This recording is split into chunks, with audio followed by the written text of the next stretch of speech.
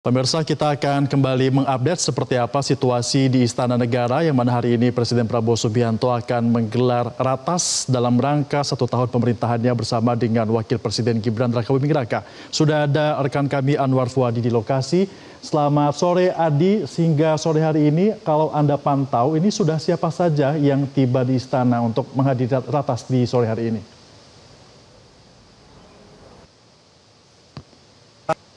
Kalau kita lihat yang sudah hadir begitu sejak pukul 2 siang ini sudah sangat banyak menteri yang hadir, Menko-Menko ini sudah lengkap hadir semua, lalu kemudian wakil menteri, kepala badan, wakil kepala badan termasuk ini penasihat khusus, utusan khusus ini juga sudah hadir di sana Kepresidenan Jakarta karena memang kalau sesuai jadwal ini sidang kabinet paripurna akan segera dimulai dan akan dipimpin langsung oleh Presiden Prabowo Subianto. Karena memang namanya sidang paripurna begitu ya, lengkap semuanya hadir. Kalau kita lihat anggota kabinet ini cukup besar ya, lebih dari 100-an orang. Nah, ini semuanya sudah sebagian besar tiba di Istana Kepresidenan Jakarta dan beberapa ini sudah doorstop juga dengan awak media untuk menyampaikan begitu apa capaian kinerja dari masing-masing kementerian koordinator ataupun masing-masing kementerian mereka. Namun yang pasti pada hari ini seperti yang disampaikan oleh Sekretaris Kabinet Teddy Indrawijaya, agenda utamanya adalah Presiden Prabowo Subianto nanti akan memaparkan capaian kinerja dari pemerintahannya selama 1 tahun terakhir.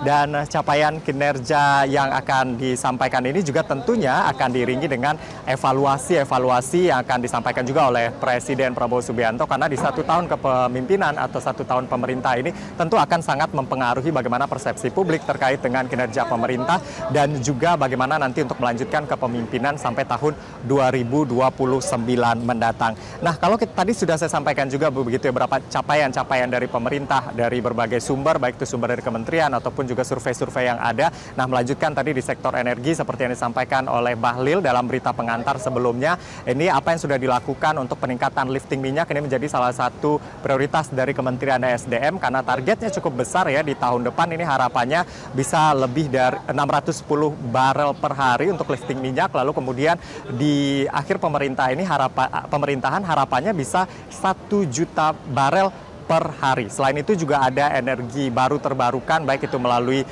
tenaga listrik yang berbasis panel surya, nanti lalu kemudian juga energi seperti misalnya campuran etanol dan juga biodiesel ini untuk mengurangi ketergantungan terhadap impor, lalu kemudian juga untuk menciptakan energi yang bersih dan juga ramah lingkungan. Lalu kemudian salah satu fokus juga dari Presiden Prabowo Subianto adalah meningkatkan SDM yang unggul. SDM unggul khususnya di bidang STEM, sains, teknologi, engineering dan juga matematik. Tujuannya apa? Ini agar kemudian SDM yang disiapkan ini bisa membantu industri yang ada khususnya di sektor-sektor prioritas dari Presiden Prabowo Subianto, misalnya di ketahanan pangan, lalu kemudian juga hilirisasi, dan kita tahu program prioritas MBG ini juga butuh SDM yang berkualitas. Lalu kemudian juga yang sedang digenjot adalah Koperasi Desa Merah Putih yang tersebar di lebih dari 81.000 desa dan kelurahan.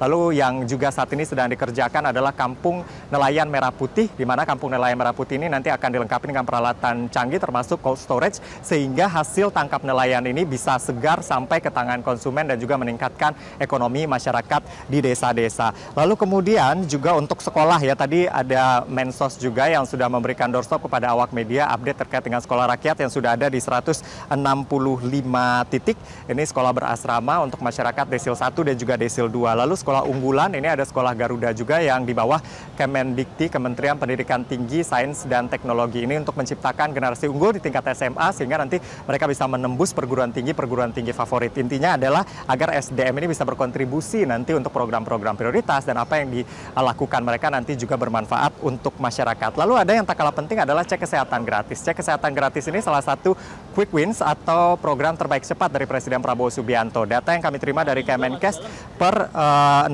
Oktober ini kurang lebih ada 42 juta penerima manfaat begitu ya dari cek kesehatan gratis yang sudah dilakukan sebagai kado ulang tahun. Lalu kemudian juga dari sektor pangan, nah tentunya ini menjadi perhatian khusus dari Presiden Prabowo Subianto, swasembada pangan.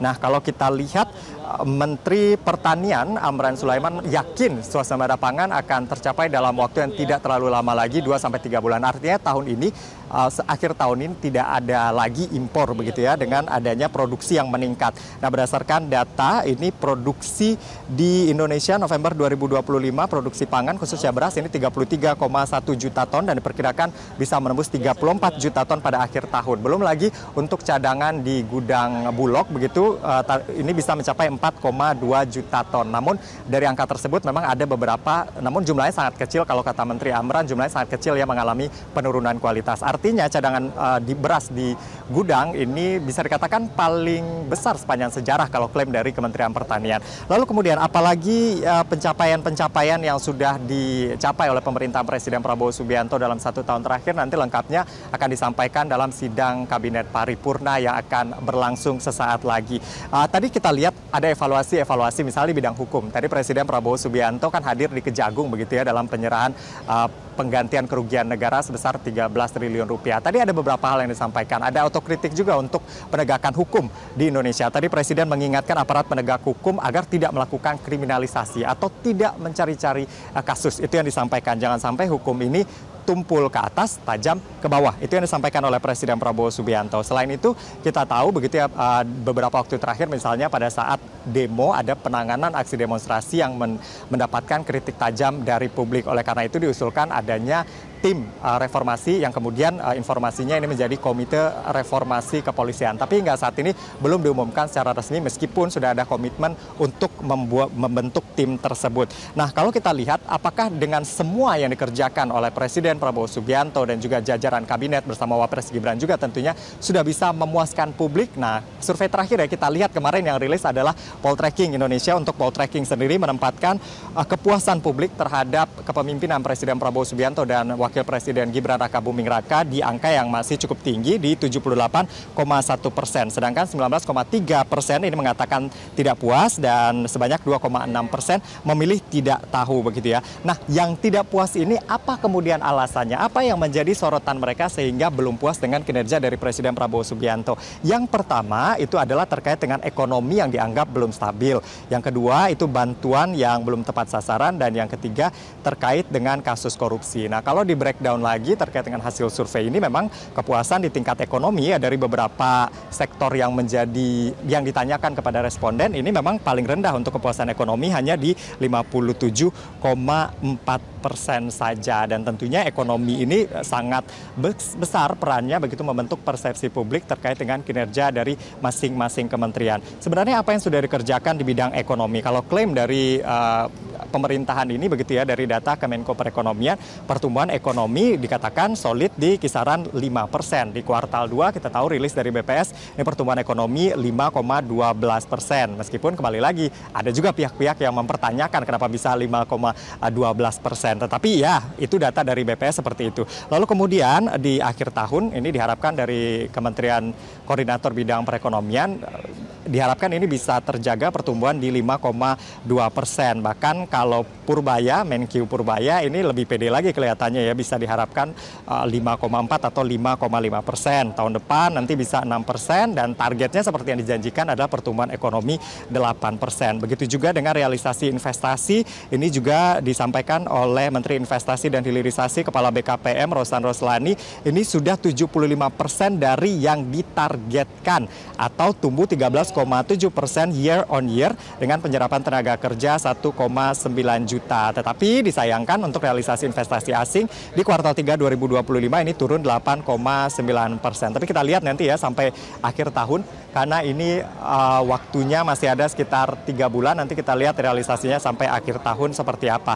Dan di bidang ekonomi misalnya dalam perdagangan internasional kita sudah membentuk atau sudah sepakat yaitu Comprehensive Economic partnership agreement atau SEPA dengan sejumlah pihak, diantara dengan Uni Eropa, lalu kemudian juga dengan Kanada, terakhir begitu di kunjungan Presiden Prabowo Subianto. Harapannya apa? Nanti ini bisa pemasaran produk-produk Indonesia ini bisa lebih luas lagi ya di tengah tarif di Amerika Serikat yang mencapai 19%. Diharapkan kita punya pasar lain untuk pemasaran produk-produk dalam negeri ini. Ya, intinya adalah apa yang dilakukan tujuannya adalah bermuara pada pertumbuhan ekonomi yang harus sesuai dengan target, dan kita harapkan tentunya juga bisa meningkatkan kesejahteraan masyarakat. Apa indikatornya? Ya, salah satunya dari survei ini, apakah masyarakat sudah puas dengan perekonomian, kondisi ekonomi di tanah air atau belum. Nah, ini tentunya yang akan kita lihat, dan nanti apakah ada evaluasi terkait dengan hal ini kita akan simak bersama di sidang Kabinet Paripurna pada hari ini. Nah, sebenarnya pemerintah ini sudah memberikan sejumlah stimulus ekonomi di kuartal 3 kemarin.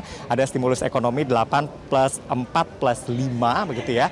Yang intinya juga termasuk di sini ada untuk menciptakan lapangan kerja baru. Lalu kemudian di kuartal 4 ini ada stimulus juga yang kemarin diumumkan oleh Menko Erlangga Hartarto. Ada tambahan BLT. Jadi bahkan sampai desil 4 untuk bulan Oktober sampai Desember dengan penerima mencapai 35 juta dan jangkauannya adalah 144 juta masyarakat. Nah, dananya dari mana? Ini dana yang digunakan 30 triliun rupiah, disebutkan ini dari hasil efisiensi penghematan yang dilakukan oleh pemerintah dalam 1 tahun terakhir. Dan ini menjadi concern juga dari Presiden Prabowo Subianto. Lalu untuk penciptaan tenaga kerja, jangan lupa juga janjinya adalah 19 juta lapangan pekerjaan. Nah, untuk mencapai hal itu selain dari program-program prioritas yang diharapkan bisa menyerap tenaga kerja. Nah, sekarang yang sedang dilakukan oleh pemerintah adalah magang nasional. Magang nasional di tahap pertama ini dibuka untuk 20.000 masyarakat. Targetnya nanti di bulan November akan ditambah 80.000 sehingga dalam 1 tahun ini magang nasional bisa menyerap 100.000